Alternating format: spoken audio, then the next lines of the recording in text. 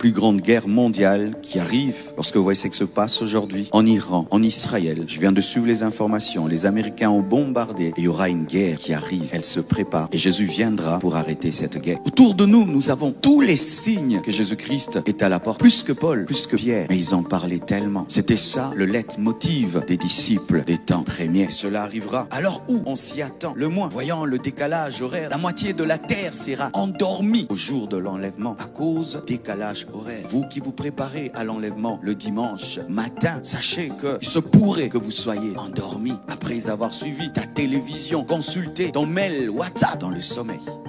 Dans le sommeil. Bienvenue sur Vie de Foi TV, la chaîne qui vous inspire à vivre une foi authentique et transformative.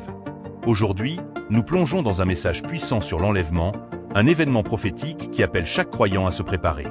Restez avec nous pour une réflexion profonde, enrichie d'analyses bibliques percutantes, qui réveilleront votre cœur et vous rapprocheront de Christ.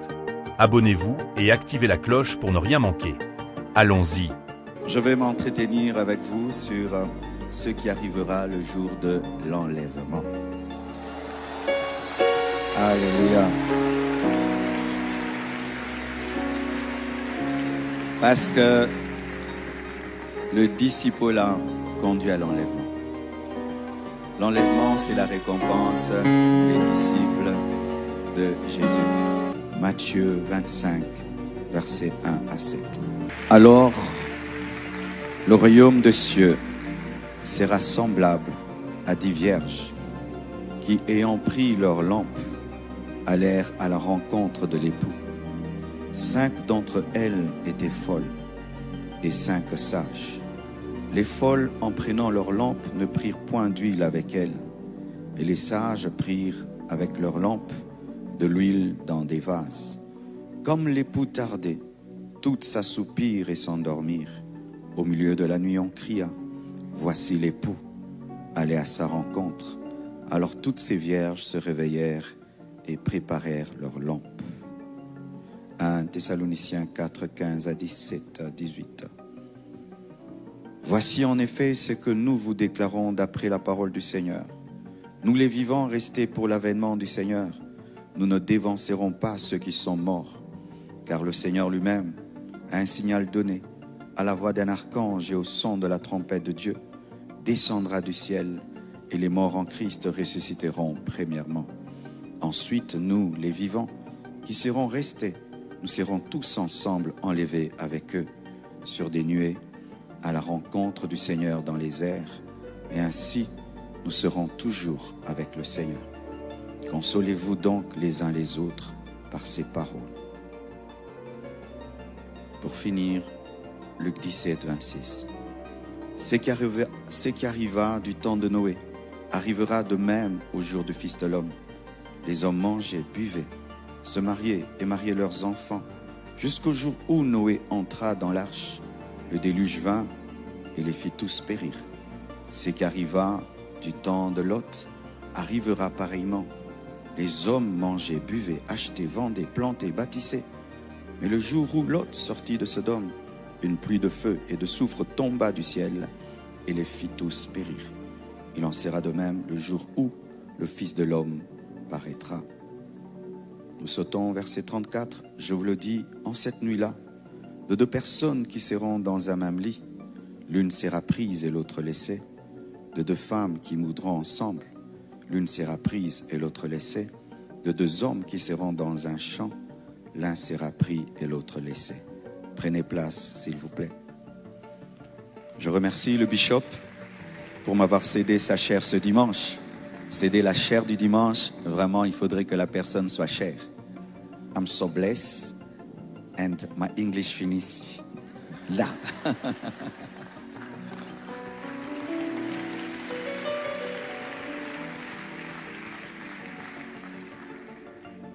C'est quoi l'enlèvement? Vous devez savoir que dans la parole de Dieu, il y a 3 venues de Jésus. La première venue, Jésus-Christ est déjà venu comme un agneau. La seconde venue, elle arrive, Jésus-Christ viendra comme un époux. Et la troisième venue, Jésus viendra comme un roi, comme un lion. Nous attendons les 2 autres venues.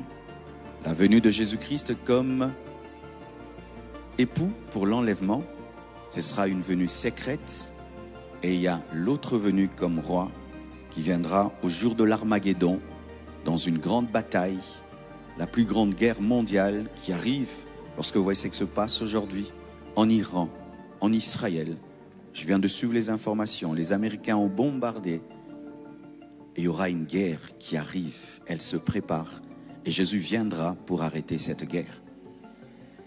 Aujourd'hui, je suis venu m'entretenir avec vous sur sa seconde venue, sa venue secrète. Il viendra brusquement, comme un voleur dans la nuit, en un clin d'œil. Il viendra. Et lorsque j'étudie les Écritures, je vois combien les apôtres parlaient de cette venue. Paul, parlant de l'enlèvement de Jésus, pensait que lui allait connaître l'enlèvement. Il dit, nous les vivants. Mais aujourd'hui, il est parmi les morts en Christ. Les apôtres, tout le temps, attendaient l'enlèvement. Et nous sommes plus proches qu'eux de l'enlèvement. Mais nous n'en parlons pas beaucoup. Autour de nous, nous avons tous les signes que Jésus-Christ est à la porte. Plus que Paul, plus que Pierre. Mais ils en parlaient tellement. C'était ça le leitmotiv des disciples des temps premiers.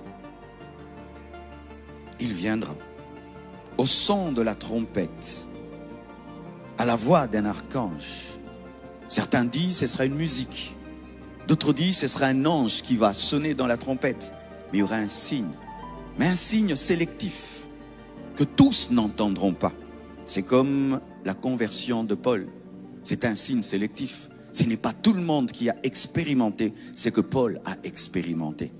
Ce sera un signe sélectif que seuls les disciples demeurant en Christ entendront. Certains entendront et d'autres ne l'entendront pas. Et cela arrivera à l'heure où on s'y attend le moins. Et voyant le décalage horaire, la moitié de la terre sera endormie au jour de l'enlèvement à cause du décalage horaire. Vous qui vous préparez à l'enlèvement le dimanche matin, sachez qu'il se pourrait que vous soyez endormi après avoir suivi ta télévision, consulté ton mail, WhatsApp, dans le sommeil, dans le sommeil.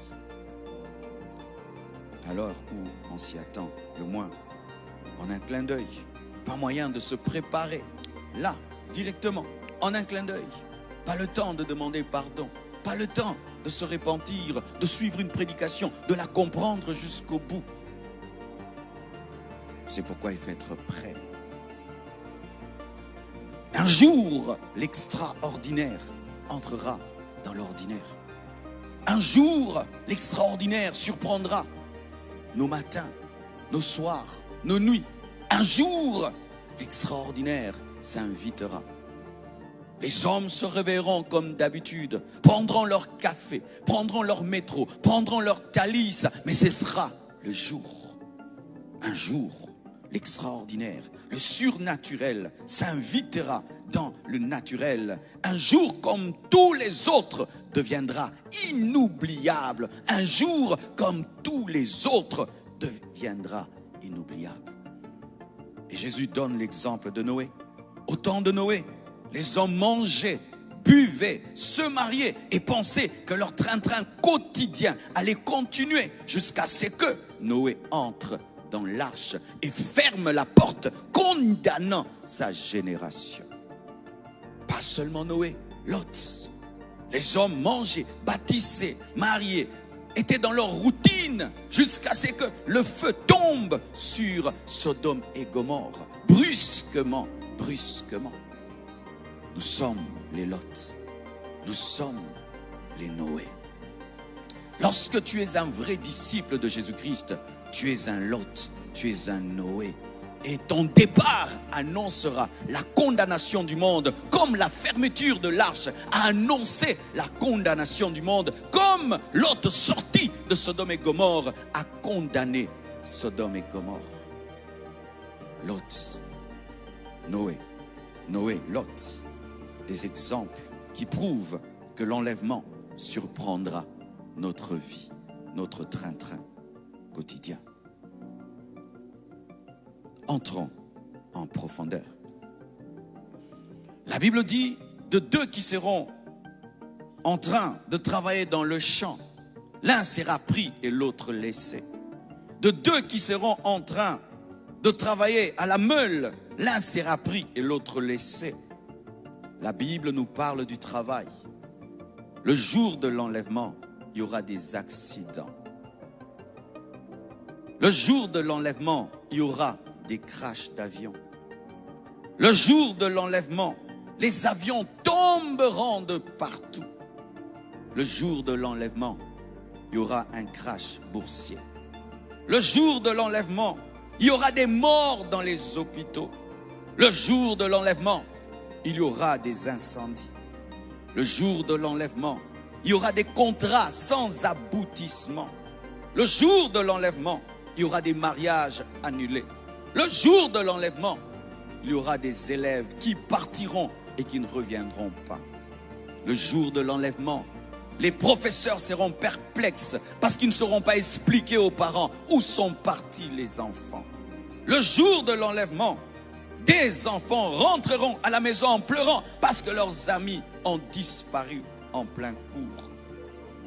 Le jour de l'enlèvement, des malades disparaîtront et quitteront leur lit. Le jour de l'enlèvement, des taximens disparaîtront et laisseront des voitures roulant à 130 à l'heure se cogner. Le jour de l'enlèvement, il y aura des bouchons, des embouteillages dans le monde entier. Le jour de l'enlèvement, certains malades resteront le ventre béant parce que le médecin est parti. Le jour de l'enlèvement, il y aura des morts et beaucoup de morts dans le monde entier.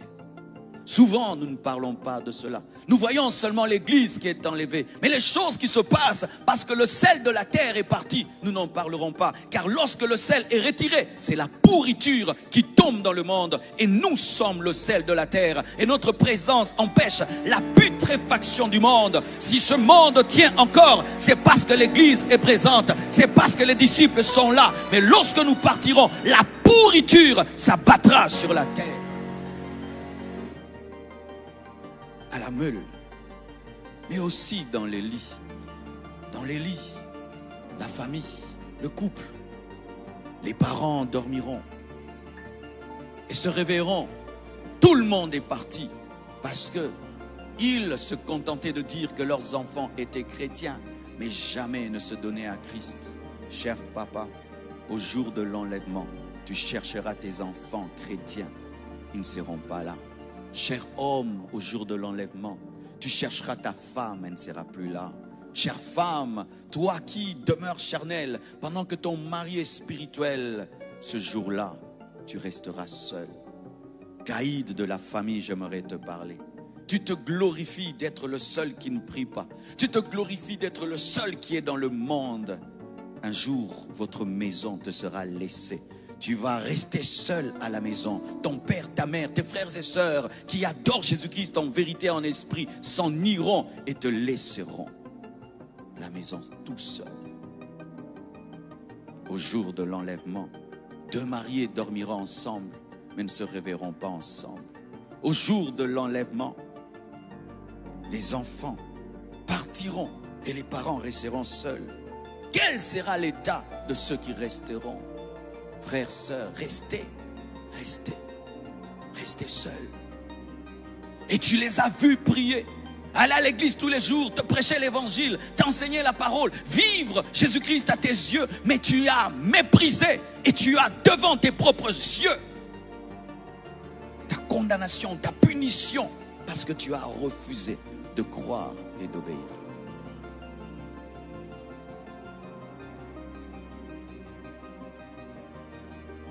C'est ce qui se passera dans le champ, dans l'église.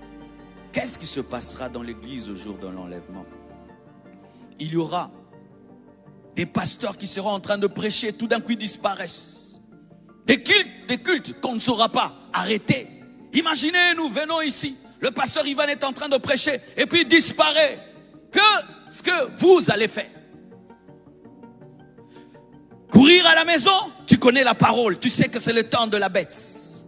Rester à l'église, on viendra se moquer de vous. Comment vous êtes restés?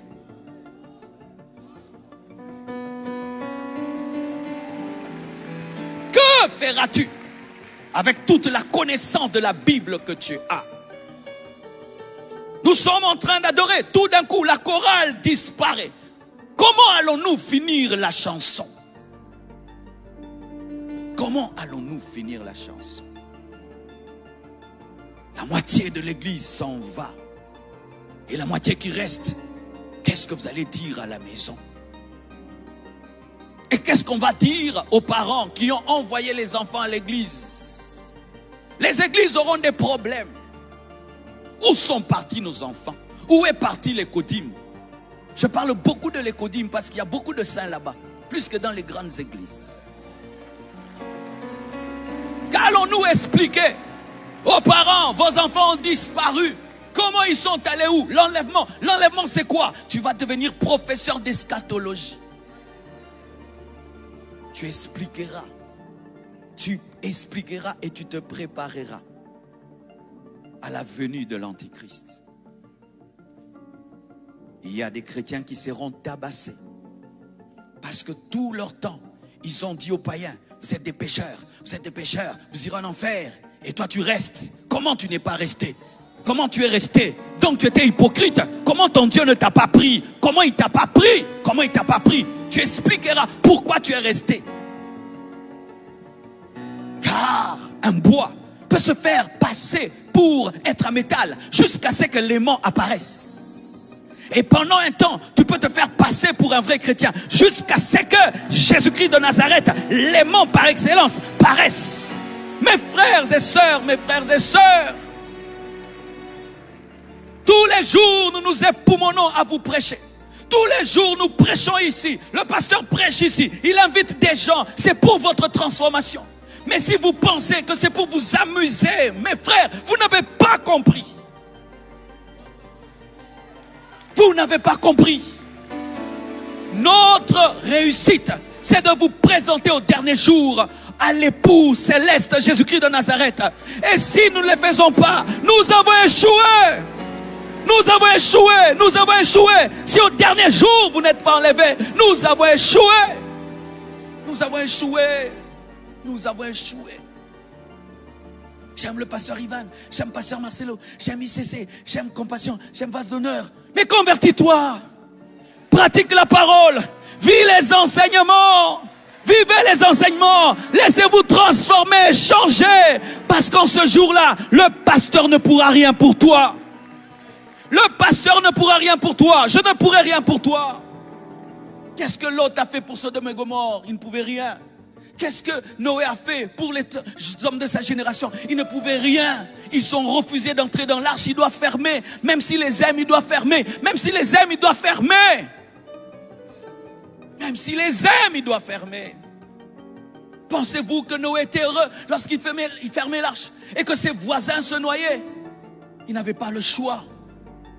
Je vous supplie, mes frères, je vous supplie. Prenons au sérieux la parole de Dieu.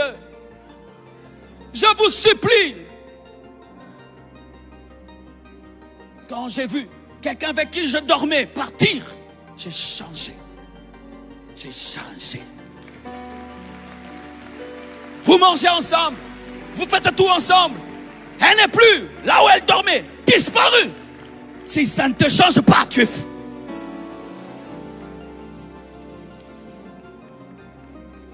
Mes frères et sœurs, nous pouvons venir à l'église sans être l'église. Nous pouvons venir à l'église sans être des vrais disciples de Jésus. Nous pouvons venir à l'église, mais tout en refusant de pratiquer la parole de Dieu dans notre vie secrète. Et l'enlèvement va révéler notre vie secrète. L'enlèvement va révéler notre vie secrète.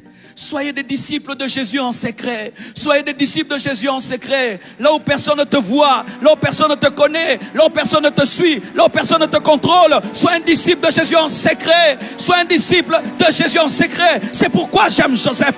Il n'y avait personne dans la maison, mais il pouvait savoir que Dieu était là. Il a refusé de tomber avec la femme de Potiphar parce qu'il savait que Dieu le voyait. C'était un disciple en secret. En secret, en secret. Tu es fidèle devant Dieu par rapport à l'argent, par rapport à l'impudicité. Tu es fidèle devant Dieu en toutes choses, même si ton pasteur ne te voit pas, même si ton église ne te voit pas, même si ton père, ta mère, ta femme, ton mari ne te voit pas, mais devant Dieu, parce que l'enlèvement, c'est pour le secret.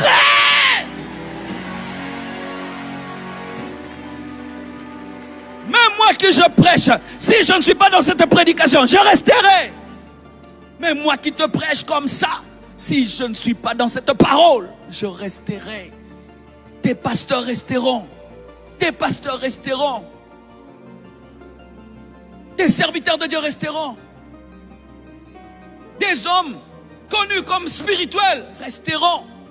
Parce qu'ils se sont contentés du témoignage que les hommes leur donnent au lieu d'avoir le témoignage que Dieu donne.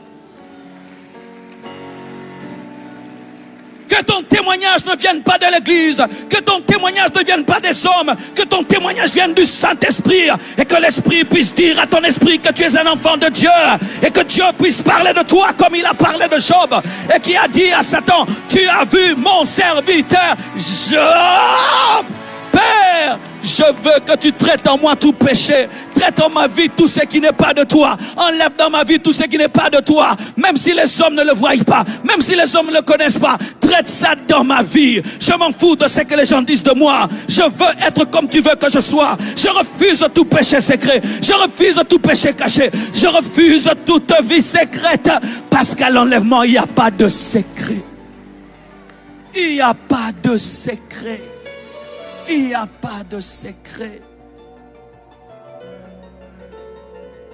Le jour de l'enlèvement, voici un mot, une phrase qui reviendra. Si j'avais pris la parole de Dieu au sérieux, si j'avais bien écouté mon pasteur, si j'avais pris au sérieux ce qu'on me disait, si j'avais pris au sérieux, si j'avais pris au sérieux, mes frères, être vivant et entendre un tel message est une grâce de Dieu qui te permet de te préparer, qui te permet de te mettre en ordre. C'est une grâce de Dieu, une grâce de Dieu, une grâce de Dieu, une grâce de Dieu, une grâce de Dieu. Si j'avais pris au sérieux, si je m'étais préparé, si j'avais compris, si j'avais saisi, tu es vivant, tu peux prendre une décision ce matin.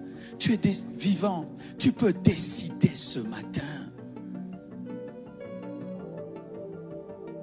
Dans le champ des disparitions, à la meule des disparitions, dans le lit des disparitions et dans le monde entier. Ça, c'est une conviction personnelle. Je crois qu'il y aura des mottes de vêtements partout. Parce qu'on nous dit que lorsque Jésus-Christ est ressuscité, il a laissé les linges. Et on nous dit aussi que lorsque Élie est parti, il a laissé le manteau. C'est-à-dire que quand quelqu'un est enlevé, ses vêtements restent là. Il y aura des vêtements partout. Et j'ai vu des païens, le film Left Behind, ils ont aussi fait cela. J'ai dit peut-être c'est la même. Partout. Imagine ton bébé qui est parti et tu serres ses vêtements dans tes mains. Ta femme est partie et te laisse son pyjama. Tu peux vivre avec ça, mes frères. Si la prédication ne nous change pas, l'enlèvement nous changera, mais pour devenir des martyrs de la tribulation. Car ceux qui vont rester et qui vont comprendre, qui sont restés parce qu'ils étaient charnels et immatures, ils vont décider de braver la marque de la bête, mais ils seront décapités. Car si tu rates l'enlèvement, mais tu refuses d'adorer la bête, tu dois accepter de perdre ta tête. Es-tu capable de cela?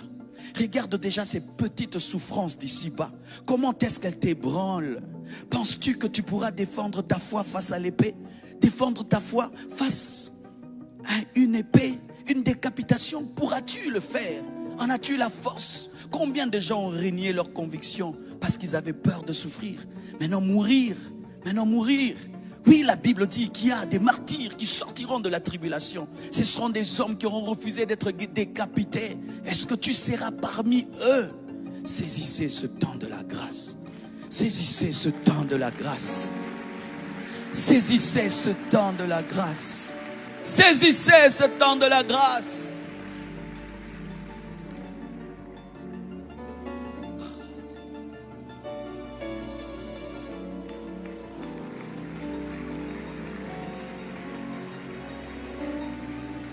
Pourquoi même les gens resteront-ils pour des choses qui n'ont pas de sens, pour de la boue? Qu'est-ce qui nous retient souvent, hein? Qu'est-ce qui nous retient? Dites-moi un peu. Qu'est-ce qui te retient? Un homme, rien que pour un homme. Une femme, la gloire, la haine, la colère.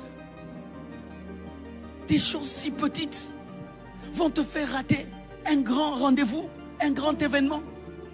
Peux-tu comparer son retour avec les choses qui t'attachent? Peux-tu comparer sa venue avec ce qui t'arrive? Est-ce que ça peut se comparer? Paul appelle tout cela de la boue face à un diamant. Comment pourrais-je rater ce retour pour des choses passagères? Comment pourrais-je rater sa venue pour des choses périssables? Comment pourrais-je rater sa venue pour des hommes mortels? Qu'est-ce qui vous retient? La plupart des jeunes, la pornographie, la masturbation. Tu vas rater ça que pour un plaisir de 5 minutes, pour le plaisir des yeux, pour les sens. Tu vas rater ça, rien que pour ça. Rien que pour ça. Non. Réveille-toi. Aujourd'hui, je sonne la trompette. Comme cet homme qui est venu et qui a sonné la trompette dans la nuit, alors que l'épouse dormait et lui a dit, voici l'époux, allez à sa rencontre. Réveillez-vous. Réveille-toi. Qu'est-ce qui t'arrive? Qu'est-ce qui t'arrive? Qu'est-ce qui t'arrive? Tu as commencé à oublier le grand prix, le vrai prix qui t'attend. Les noces de l'agneau. Vivre avec lui d'éternité en éternité. Tu vas le rater. Pourquoi? Pour plaire au monde. Pour ta suffisance. Pour ton ego. Pour ton moi. Des choses dont un jour même tu pourras te lasser. Tu pourras te fatiguer. Des choses dont même un jour tu te diras, mais là j'étais immature. Mais comment peux-tu faire ça? Réveille-toi.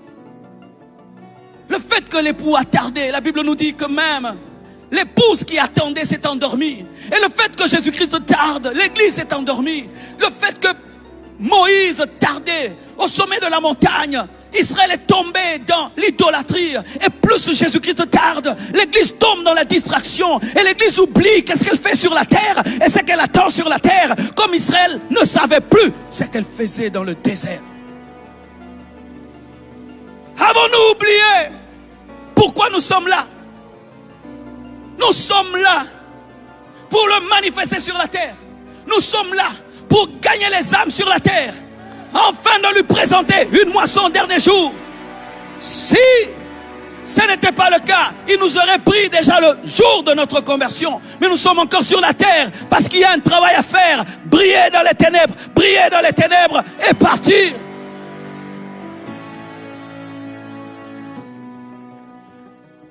Frères, sœurs, je vous supplie, je te supplie, et si je pouvais m'agenouiller, je le ferais.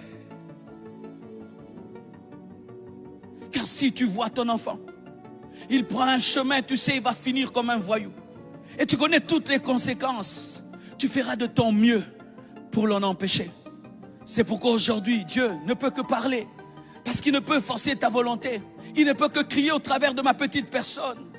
Afin de te dire, attention, tu vas rater l'événement des événements. Tu vas rater la chose la plus importante. Car qu'est-ce qui sert de donner toute notre vie, notre jeunesse en train de le servir? Mais au dernier jour qui nous disent, je ne t'ai jamais connu, serviteur d'iniquité. À quoi me servirait-il de prêcher sa parole toute ma vie Et puis qu'ils disent un jour, Marcelo, tu ne m'as jamais servi. À quoi ça te servirait de venir dimanche après dimanche?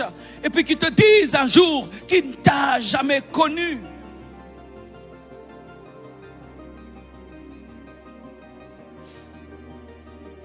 Frères, sœurs,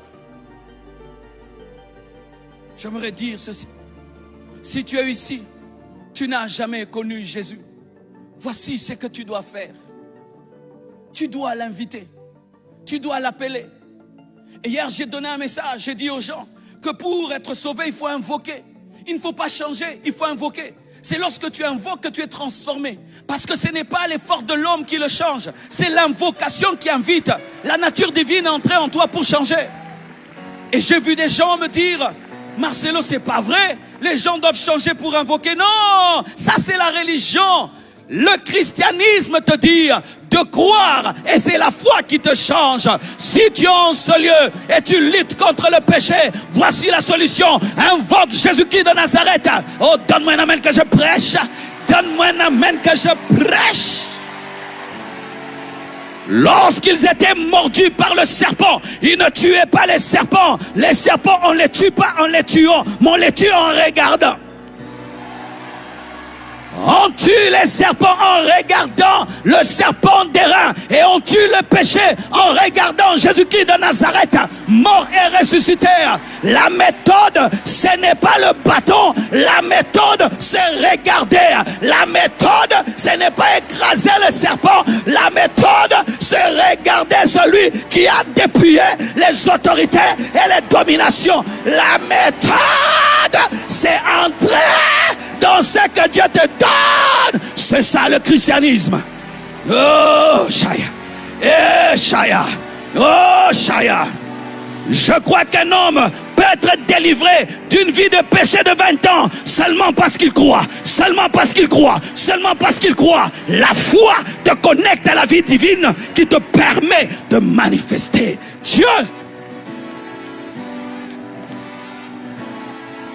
Alors ne me dis pas, oh pasteur, donne-moi le temps. Non, je ne te dis pas d'aller changer, je te dis de croire. La foi est une ferme assurance des choses qu'on espère et une démonstration de celles qu'on n'a pas vues. La foi, c'est la troisième main qui te permet de prendre ce que Dieu te donne. La foi, c'est le troisième pied qui te permet de marcher avec Dieu. La foi, c'est la deuxième matrice qui te permet d'enfanter ce que Dieu donne. Prends par la foi. Dis seulement, Seigneur, je suis pécheur. Je n'arrive pas à me changer. Je n'aime pas ma vie. Mais je crois que tu es mort pour moi. Et un mystère va se faire. Il y aura le téléchargement des applications célestes. Lorsque tu as besoin d'une application, tu te branches seulement au Wi-Fi. Branche-toi à Jésus-Christ. L'application sainteté va entrer. L'application amour va entrer. L'application pureté et discipline va entrer. L'application maîtrise de soi va entrer. Toi seulement télécharge. Chers amis de Vie de Foi TV, ce message sur l'enlèvement est un véritable appel au réveil spirituel. L'enlèvement n'est pas un mythe ou une rumeur, mais une promesse réelle, proche et sélective. La Bible déclare dans 1 Thessaloniciens 4, versets 16 à 17, que Jésus reviendra avec la voix de l'archange et la trompette de Dieu pour enlever ceux qui sont prêts. À l'image des vierges sages de la parabole de Matthieu 25, il nous faut de l'huile dans nos lampes. Cette huile représente le Saint-Esprit. Enoch fut enlevé parce qu'il marchait avec Dieu chaque jour. De même, notre intimité constante avec Christ est la clé. Il viendra à un moment inattendu, et seuls ceux qui vivent véritablement pour lui seront prêts. Il est donc crucial de comprendre que notre vie secrète a du poids dans le monde spirituel. Dieu ne regarde pas simplement les apparences ou les déclarations publiques, mais il voit ce qui se passe dans le secret de nos cœurs. Il voit nos décisions silencieuses, nos prières discrètes, nos luttes intérieures. Comme cette veuve qui a donné tout ce qu'elle avait, c'est dans l'intimité que la fidélité se mesure vraiment. L'enlèvement mettra en lumière ce que personne ne voit aujourd'hui. Notre salut, notre transformation ne viennent pas de nos efforts humains, mais de la foi. Romains 10, verset 13 affirme que « Quiconque invoquera le nom du Seigneur sera sauvé ». Comme ce brigand sur la croix, qui n'avait plus rien à offrir sinon un cri sincère vers Jésus, nous aussi nous pouvons être transformés par une foi véritable. C'est cette foi vivante qui nous connecte à la grâce divine, pas notre perfection. Mais il faut aussi se rappeler que manquer l'enlèvement aura des conséquences terribles. Ceux qui resteront affronteront la grande tribulation, une période sombre et oppressante comme décrite dans Apocalypse. Le péché, les distractions, l'amour du monde peuvent nous empêcher d'être prêts. Paul disait qu'il considérait tout comme une perte face à l'excellence de la Kona.